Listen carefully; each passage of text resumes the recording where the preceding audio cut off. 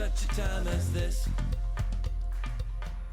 And welcome back to For Such a Time as This, the place where there is no such thing as a silent witness, discussing in times today on For Such a Time as This with our resident scholar, Rick. Rick, how are you doing? I'm doing great, Pastor. It's always good to be here to talk about God's Word. And with each coming week, it's going to get closer and closer to the time when I think there's going to be some fulfilling of prophecy, shall we say, coming here. Before we get into the discussion today, which we're going to go over again, updates in Israel, and then we're going to talk about the Psalm 83 war, correct, Rick? No, Gog-Magog war. Gog-Magog war. Okay, I'm sorry. It's Psalm 83. That's before the Gog. So we'll go over the Gog-Magog war, spoken of in the book of Revelation and other places, I think indirectly. But before we get into that, I wanted to highlight one of our sponsors, Full Armor of God. Full Armor of God. You can find their t-shirts at fullarmor.shop. Beware, only the strong can wear these t-shirts. They allow you to witness before you even open your mouth. Okay, we have our first update of the day, video about the Houthis over there, and it highlights American weakness. Not that we don't have the might, but we don't have the will or the leadership to yield it seems like. Here's the first update. Folks, this is insane.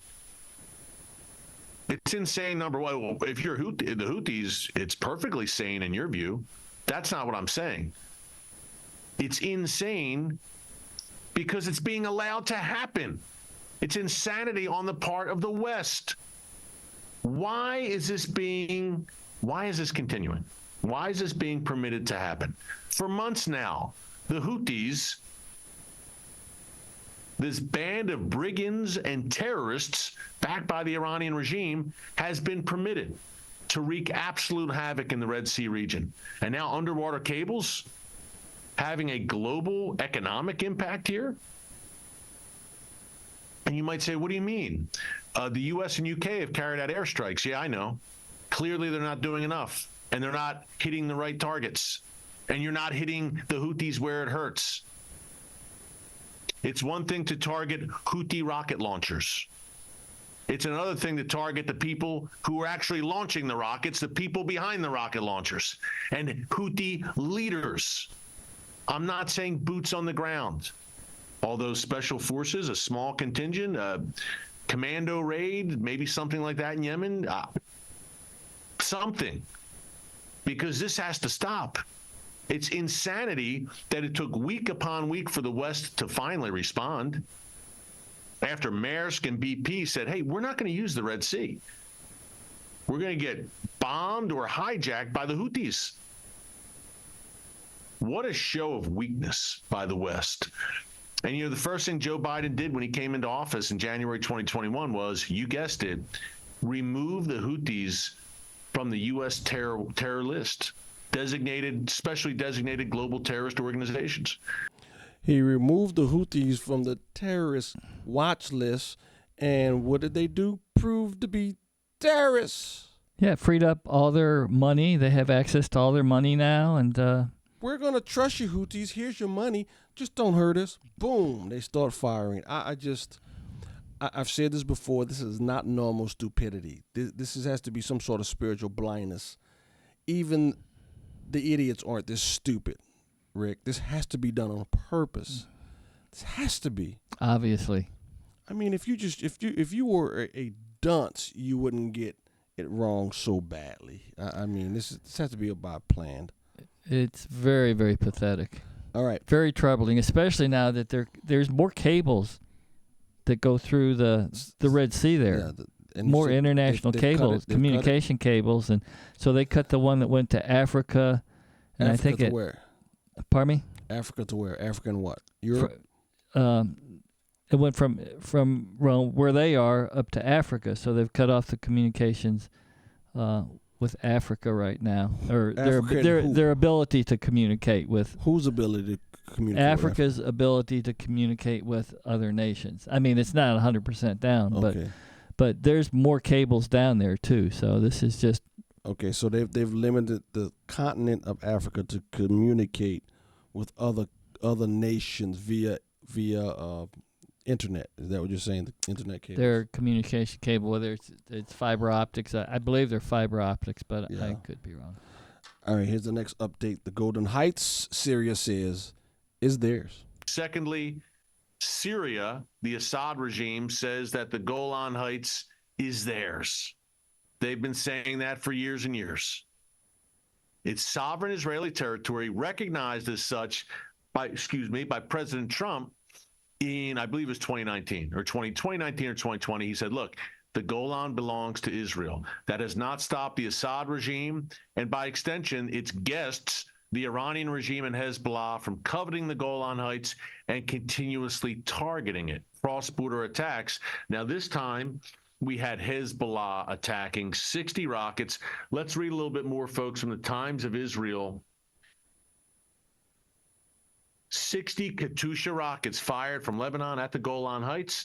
Hezbollah said the rocket volley was in response to Israeli strikes in eastern Lebanon, which were the deepest confirmed Israeli attacks since the beginning of the cross-border clashes.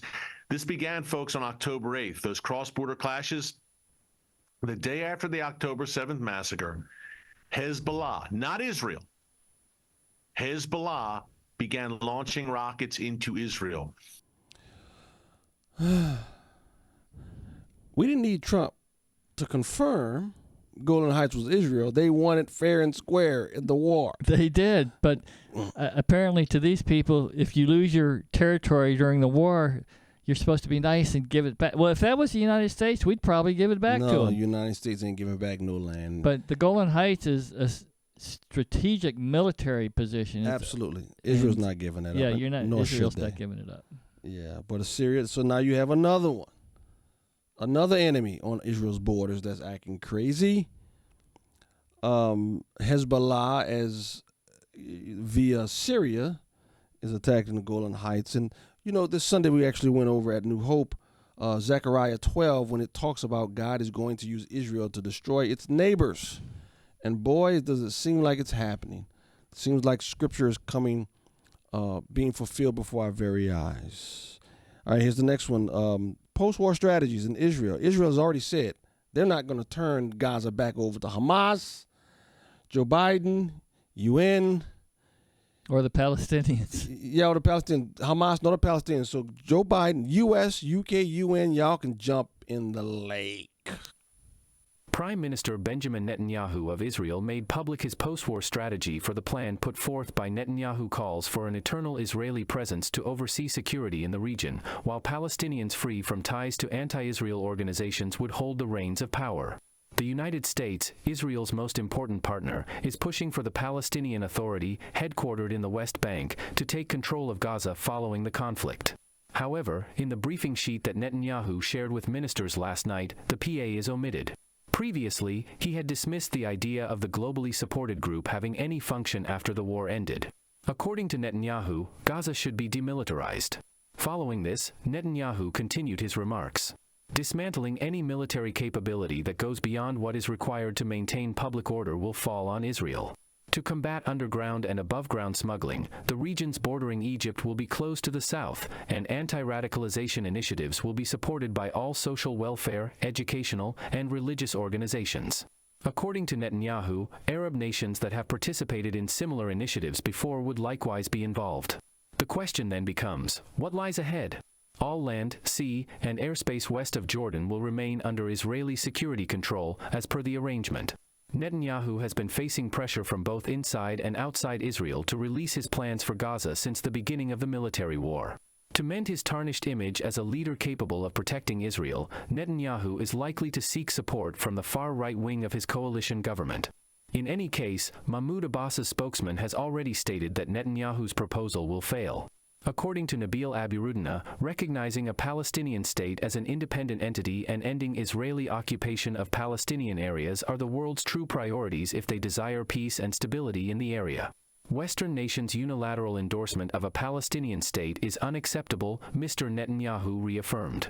The U.S. is opposed to Israel's reoccupation of Gaza and any shrinkage of the region. As stated yesterday by U.S. Secretary of State Anthony Blinken, Lincoln continued, "Intimidation has no place in Gaza." And so, to the U.S. attempts to let Hamas go back into the area, or the Palestinians to go back into Gaza so they can have another October 7th, Netanyahu says, kick rocks, jump in the lake, kiss my patootie. It's not going to mind-boggling happen. how stupid. This is not normal, Rick. This has to be some sort of spiritual blinding. Okay, so the Palestinians want to take over Gaza now. So how many times did the Palestinians turn down major offers from the United Nations? We'll give you this. They don't want it. They don't want it. They just want the destruction of Israel. That's all. And Netanyahu says, kick rocks. Not going to happen. We're not going to go back to October 6th, so October 7th can happen again. Not going to spend all this blood, sweat. Not going to spend all this artillery and all of this war. We're not going to spend this war to go back to where we were before. To where we were before. No. That's crazy. That's crazy. And what's going to be very interesting in all of this is going to be the U.S. elections. Because if you can get Trump or somebody else in there, well, it seems like it's only Trump at this point for the Republicans. If you get Trump in there, then I think what you're going to see is, baby, if Israel truly is being backed by the U.S., you're going to see some fireworks. And blessings of God. When a country turns their back on Israel, that's not good. Yeah. But you're going to see some fireworks in Syria and Beirut and Yemen. You're going to really see some stuff. All right, here's the last video update, and then we'll get back to the Magog war. Last update, Hezbollah is in the north, and they are warning more escalation. It seems like they're already fighting, but it seems like it's going to continue and get even more intense. Here we go. American officials believe the announcement may have some effect. For now, the Iranian-backed militias in Iraq and Syria have not attacked U.S. forces for more than 13 days, a calm that is considered an exception since the fighting began. However, the escalation on Israel's northern border has been slow and mutual. It can be said that Hezbollah is increasing the rate of shootings and launches at Israeli targets in the Galilee in an attempt to repay Israel with losses and destruction in response to the increasing losses and destruction that Hezbollah is suffering in recent days and weeks. By its own admission, Hezbollah has suffered about 220 of its operatives being neutralized by Israeli counterstrikes. The Israeli Air Force has also launched strikes further north, as well as in Syria, from which other Iranian-backed forces have fired at Israel. Just yesterday, 9 Hezbollah members were killed in Air Force bombing, and there are also deaths among members of Hamas and other Palestinian terrorist organizations that operate in the services of Hezbollah in the area of Syria and Lebanon. These losses, according to all signs, are very troubling to Sheikh Hassan Nasrallah. And this was evident in the tone and content of the speech that Sheikh Hassan Nasrallah gave to his supporters from his underground bunker in Lebanon. When you have to give a speech rally from your underground bunker,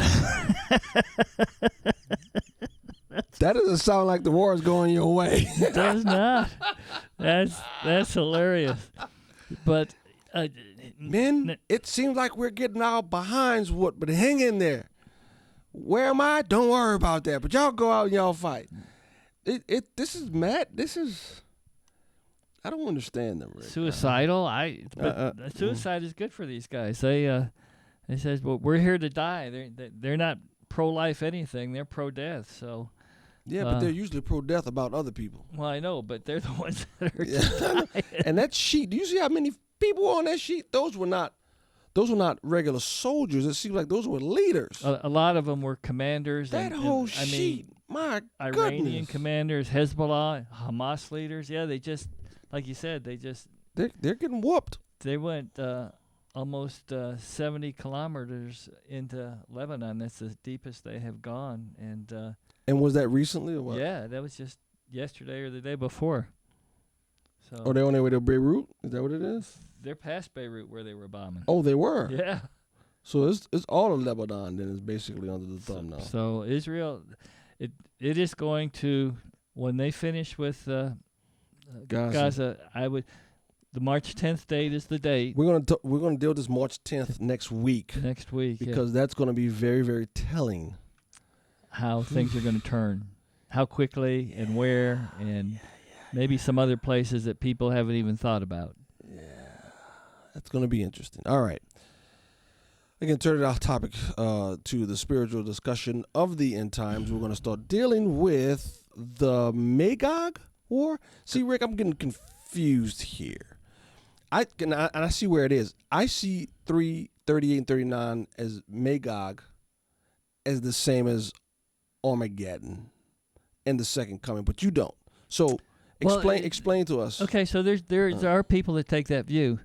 So I mean, it's which view is right or wrong. I can give you. I got you. I'm a little confused, but go ahead and do yours. So I see the next war coming. Is the Gog-Magog war mentioned in Ezekiel 38 and 39. So here's 38:14. You want me to read the okay. Go ahead. Therefore, Son of Man, prophesies and say to Gog, thus says the Lord God on that day, when my people Israel are dwelling securely. That's important. When my people are dwelling securely, will you not know it? You will come from your place out of the uttermost parts of the north, you and many peoples with you, all of them riding on horses, a great host, a mighty army. You will come up against my people Israel, like a cloud covering the land, and in the latter days. That's important too. In the latter days, I will bring you against my land, that the nations may know me, when through you, O Gog, I vindicate my holiness before their eyes. So you can read a lot more information on this. It's Ezekiel 38 and 39. And so when does this take place in your view? Okay, so this is where God pulls Russia, Gog and Magog, says he puts hooks into their jaws, and he pulls Russia and its allies, Iran and Turkey and Libya and other nations. He pulls them down on Israel, and then God miraculously intervenes and saves Israel. He's so I believe this war takes place either right before the covenant made with many by the Antichrist and his, or it may take place immediately after it. I feel that it's going to happen right before. So this is right before the Antichrist, the covenant the with the powers make a strong treaty with Israel. With many. Okay. Oh yeah, with many. Yes, with many. So we always take the point. Well, he's making a peace treaty with Israel. Well, no. Daniel says a strong covenant with many. He doesn't say peace. A strong covenant with many. That's how it's phrased. Okay. But it does involve Israel because Israel's given permission to rebuild their temples, so he can go in and sit in the middle of the temple in the middle of the Daniel's 70th week and desecrate the temple. So. Okay. Anyway, so then the next passage where this Gog Magog is mentioned, it's mentioned in Revelation 20, and this takes place after the millennium. People who did not get killed during the Battle of Armageddon, when Christ comes back on the white horse with his saints, and go into the millennium. They have children. These children are raised. They grow old. Now they're going to be living for 1,000 years. And so at the end of the 1,000 years, Satan is released. And then all these people that during the millennium had a choice will now have a choice to make the final choice. Am I with Christ or am I against him? And the Gog-Magog war here is when the nations of the world come against Christ and his followers. And when the 1,000 years are ended, Satan will be released from his prison and will come out to deceive the nations that are at the four corners of the earth, Gog and Magog, to gather them for battle. Their number is like the sand of the sea, and they marched up over the broad plain of the earth and surrounded the camp of the saints and the beloved city. But fire came down from heaven and consumed them. So this is different than Ezekiel 38 then? That's my opinion. Yeah, I would agree with that, yeah, clearly, because that's after the millennial kingdom, as Romans. Right, after the I'm sorry, Revelation. Yeah, so just a couple things. In the Ezekiel 38-39 war, it says it comes from the north. Mm-hmm. It gives the specific alliances that are going to come against Israel. Mm-hmm. It says God puts hooks in the jaws of Gog and Magog and brings them down on Israel. Mm-hmm. And then God miraculously intervenes and saves Israel. Mm-hmm. So that's Ezekiel 38. And what another thing that,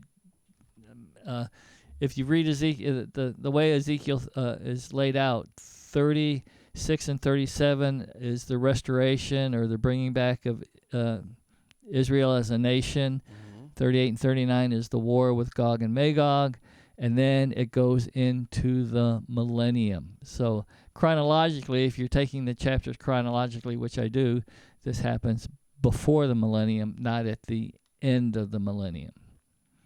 And yes. Yeah, the only question is where before the millennium. Yeah, yes. Where, exactly. I got you. And so the Revelation one comes at the end of the millennium, and it's basically people have to make a choice. Do I choose Christ or not? And then the entire world, Satan and his believers or followers, will come against Israel. So I think there are two wars. It really doesn't matter because they're only going to be like 7 years apart to begin with. Beginning of the no, it's after 1,000 years. Oh yeah, it's after the 1,000 years. Yeah, That's right. yeah. Okay, I was thinking. Oh yeah, I was thrown off a little bit. Okay. Yeah, always there to straighten me out, Pastor. I tell you. No. So I've had a lot of questions on that. People are they the same war? Are they not? I believe they're different wars. I think they're different wars. And different wars.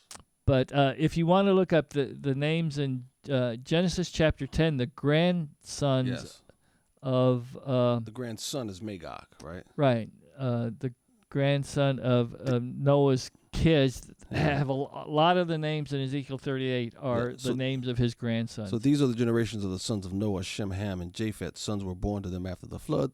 The sons of Japheth. Japheth is the progenitor of the Europeans because his offspring actually become the nations of Europe. Right. Sons of Japheth is Gomer, Magog, Madai, and Javan. Javan is famous. Javan is actually the Greeks. That's where Alexander and the Greeks come from. Tubal, I'm not sure. Meshech, I'm not sure. Tubal and Meshech are mentioned in Ezekiel 38. And what is Tubal? I know Javan is the Greeks. Tubal and Meshech was mentioned with Meshech. Who was that? Which one? Cities. There were cities in where? North of Israel, close to Russia. Some people say that it's Tubalisk in Moscow, but there's no. Okay. But if you read Ezekiel 38 and Genesis 10, you'll see a lot of these names. Mm-hmm. So they're not new names, and they've been around for a while. Yeah. So, yeah. This is not. This is pretty heady stuff. No other historical document, comes close to what the Bible gives, right? The nothing. Accuracy, the prophecies, nothing. It's in a different. We're in a different universe. Yeah, and Genesis, again, no one tries to even explain where the countries come from like Genesis does. I mean, Not even close. Yeah, there's no historical accounts outside of the Bible where Yeah. all these countries came from. So Yeah. God is amazing.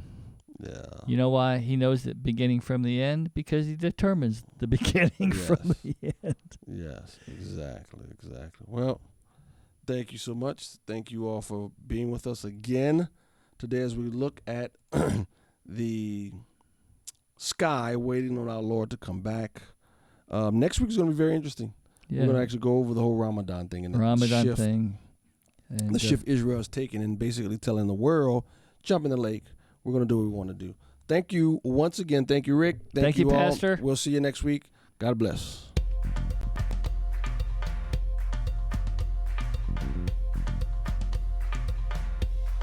For such a time as this,